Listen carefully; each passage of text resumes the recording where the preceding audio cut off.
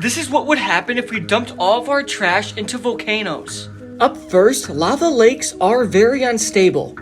And if you pierce their surface with something cold like trash, You will then trigger a chain reaction of explosions. and these explosions will be so big if we dump all the world's trash into these volcanoes. Next up, the air pollution from all this trash will affect us and the earth, Also, keep in mind, not all materials will break down in lava. which means that the polluting remains could erupt out and contaminate the surrounding areas.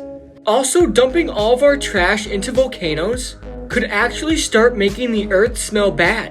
So, all in all, this is a terrible idea.